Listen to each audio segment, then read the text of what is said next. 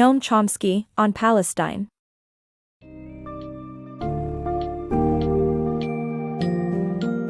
A&E on Palestine, celebrated linguist and activist Noam Chomsky collaborates with historian Ilan Pappé to explore one of the most enduring and complex geopolitical conflicts of our time. Through a series of introspective discussions, the book scrutinizes the historical and ongoing injustices faced by Palestinians and critiques the dominant narratives that have influenced global perspectives on the issue. Pappé's advocacy for changing the conversation shifts focus from outdated two-state solutions to more inclusive frameworks such as the one-state solution, rooted in democracy and equality for all inhabitants.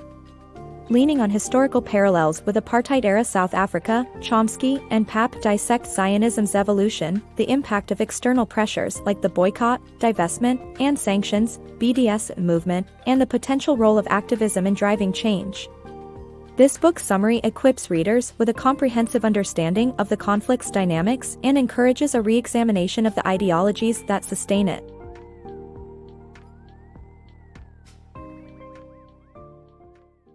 Shifting the dialogue. Professor Ilan Pappé is on a mission to transform the conversation surrounding Palestine's past century and its future possibilities.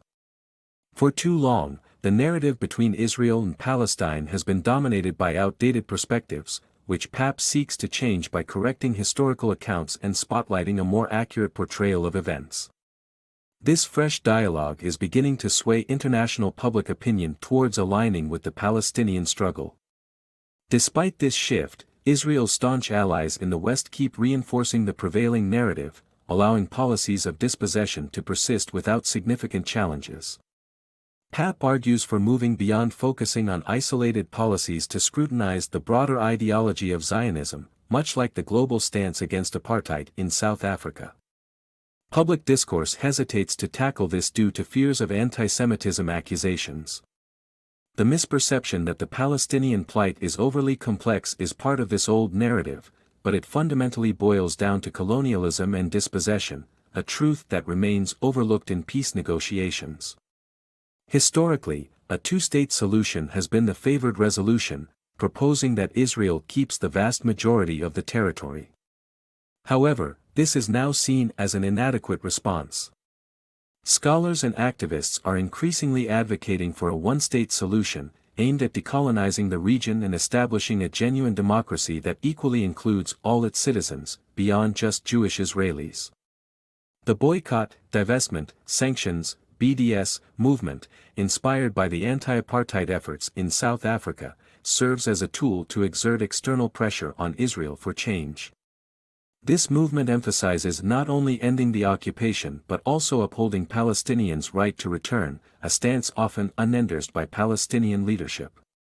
Recognizing that past injustices can't all be undone, the focus turns to halting current oppression with a commitment to justice and equality. Concerns about a unified democratic state reducing Palestinians to second-class citizens seem less relevant when compared to the ongoing struggles of occupation and ethnic cleansing. Through conversations with thought leaders like Noam Chomsky, Pappé delves into how Zionism's history, Israeli public opinion, and the power of activism can further propel this new conversation and secure rights and recognition for the Palestinian people. Unraveling Zionism. Zionism, often misunderstood in modern discourse, once harbored vastly different ideals than those associated with Israel today. In Conversations with Frank Barat, Noam Chomsky reflects on how Zionism transformed from a secular movement into a core component of Israeli national identity post-1948. Before the state's establishment, Zionism didn't necessarily advocate for a singular Jewish state. Instead, it championed a socialist harmony between Jewish and Arab peoples in Palestine. However, the creation of Israel marked a pivotal shift, morphing Zionism into what Chomsky calls a state religion that emphasizes the Jewish character of the nation. This redefinition intensified after the 1967 war, leading to a pronounced nationalism and a contentious demand for recognition of Israel's right to exist. Chomsky highlights the unique nature of this demand by pointing out that most nations, like Mexico with the U.S., recognize a state's existence, but not necessarily its existential legitimacy over historical territories. Benjamin Netanyahu's insistence on international acknowledgement of Israel as a Jewish state further cements this transformation, drawing comparisons with the hypothetical scenario of the U.S. requiring recognition as a Christian state. This shift in Zionism reveals a challenge intrinsic to defining a nation, the consequence of such definitions when they marginalize or displace others, notably the Palestinians. Ilan Pappé adds depth to the discussion by emphasizing that the issue isn't the Jewish people's self-definition, but the ramifications, a point underscored by the moral implications of founding a Jewish state at the expense of Palestinian rights and territory. Herein lies Zionism's problematic nature. It defies the usual progression of statehood, where states, once formed, aspire to treat all citizens with equality irrespective of ethnicity or religion. Together, Chomsky and Pappé view Zionism through the lens of settler colonialism, drawing parallels to countries like the United States, Great Britain, and Australia. This comparison sheds light on the enduring support Israel receives from these nations, deeply rooted in their similar historical narratives of colonial expansion. Despite a growing acknowledgement of these colonial legacies and the corresponding criticism of Israel's policies, the challenge remains in fully unraveling these connections and recognizing their influence on the current geopolitical landscape. The discussions encourage a re-evaluation of Zionism and its place within the broader context of modern statehood and colonial history. By examining the evolving dialogue surrounding Israel's political and social ideologies, Chomsky and Pappé urge a greater understanding and critique of what Zionism represents today and its implications for future peace and coexistence. Shaping impactful activism. Activism requires a careful balance between ethical commitments and pragmatic approaches, a topic deeply explored by Noam Chomsky and Ilan Pappé. Engaging with Frank Barat, Chomsky argues that while maintaining strong ethical positions is crucial, pragmatism is indispensable for aiding Palestinians effectively.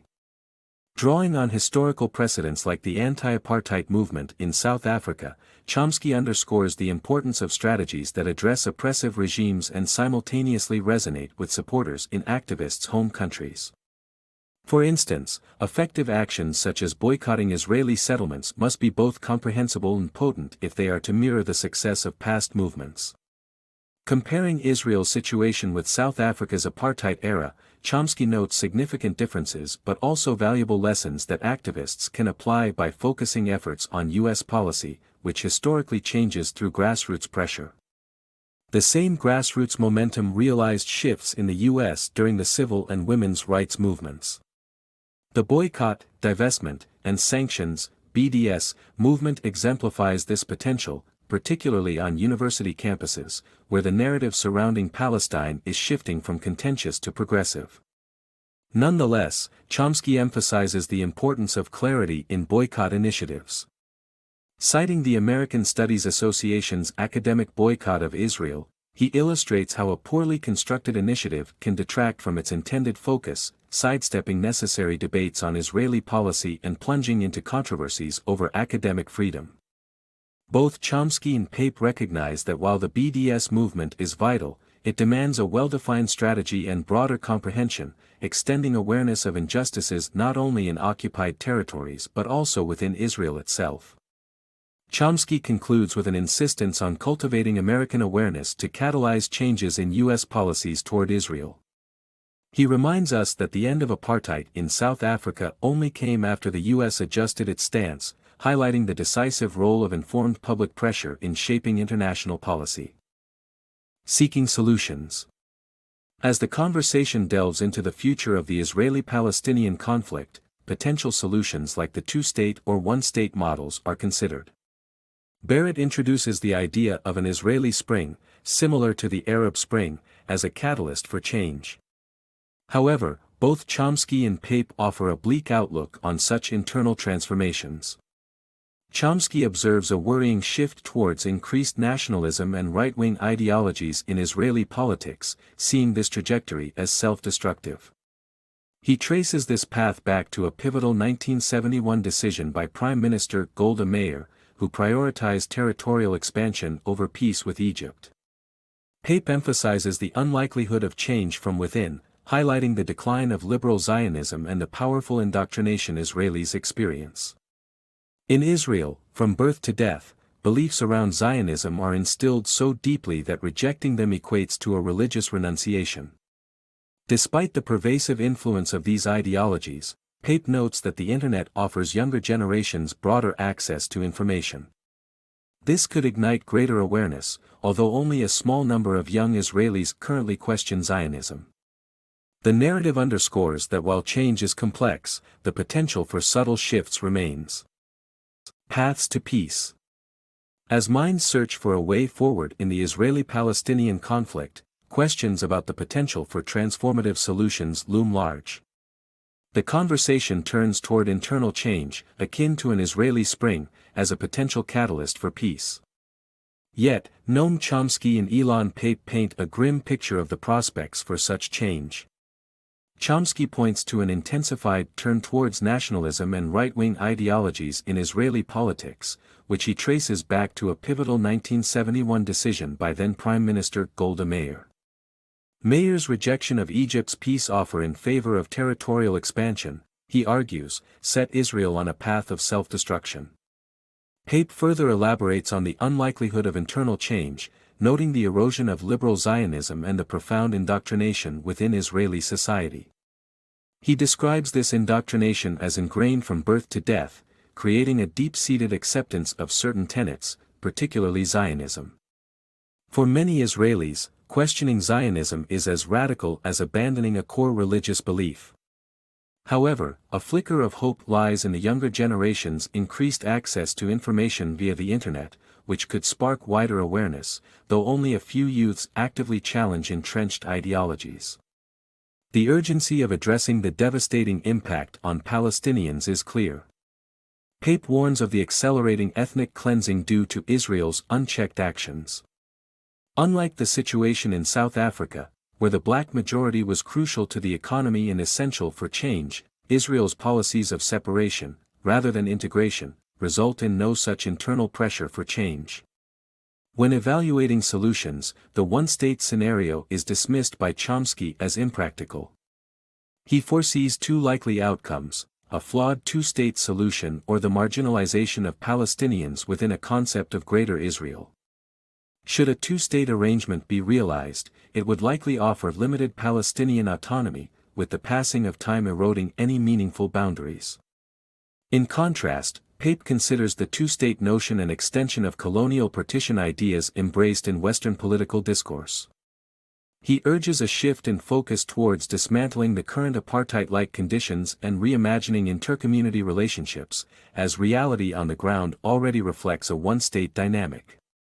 In closing, essays by Pape and Chomsky delve deeper into the historical context and the dire situation in the region, emphasizing the necessity for prompt and decisive action to redefine the status quo and strive for lasting peace. Occupied Territories Unveiled. Israel's control over Palestinian territories since 1967 has been marked by a strategy designed to maintain dominance while sidestepping the granting of rights to Palestinians. This approach masks the ongoing colonization through a misleading peace process. In the West Bank, the region has been divided into separate zones for Jewish settlers and Palestinians, creating isolated enclaves reminiscent of Bantustans. These divisions suppress resistance in the West Bank, but Gaza's compact geography has resisted such strategies. Instead, Gaza suffers under severe restrictions and frequent military actions, described by some as genocidal, especially as tensions escalated in the early 2000s. Israel's strategy, starkly revealed in Gaza's plight, aims to diminish the Palestinian presence, effectively turning the region into an open-air prison. This oppressive model garners international backing, notably from the United States and European Union, thus giving a veneer of legitimacy to what is fundamentally a system of control. One essay by Noam Chomsky delves into the events of the 2000s, sharply questioning this narrative. The prevailing story claims Israel handed Gaza to Palestinians seeking peace, with violence from Hamas being the response. However, the true turning point was the democratic elections of 2006, which saw Hamas win, contradicting U.S. and Israeli plans. This electoral outcome provoked immediate retaliatory measures from Israel, reinforced by Western allies. Following Hamas's win, Israel imposed severe sanctions, escalated violence, and even plotted a coup against the elected government. When Hamas resisted, tensions boiled over into recurring military assaults on Gaza. Such operations, like the 2014 Operation Protective Edge, were framed as self-defense.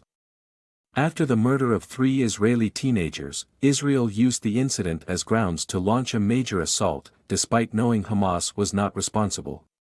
The offensive devastated Gaza, killing thousands of Palestinians, predominantly civilians, and destroying much of its infrastructure.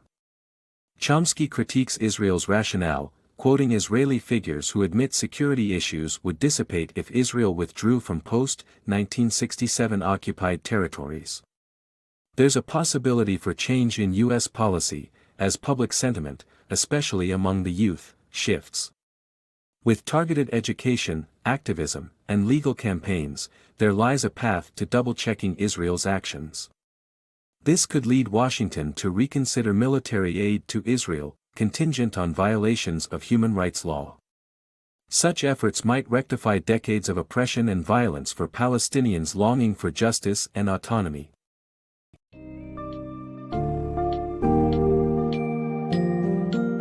On Palestine closes with Chomsky and Pappé emphasizing the necessity of global activism and awareness to facilitate meaningful change in the Israeli-Palestinian conflict. They present a sobering analysis of the realities on the ground, likening Israel's practices to those of settler colonial societies, while stressing the urgency of transforming dialogue and political strategies. With shifting public opinion, especially among young generations, there's potential for a new wave of pressure on Western governments, particularly the US, to reassess their support for Israel. The authors argue that only through sustained international pressure can the systemic injustices faced by Palestinians be addressed. By spotlighting activist movements and dissecting historical narratives, On Palestine serves as a call to action, urging readers to contribute to redefining policies and ideologies for a just and peaceful future in the region.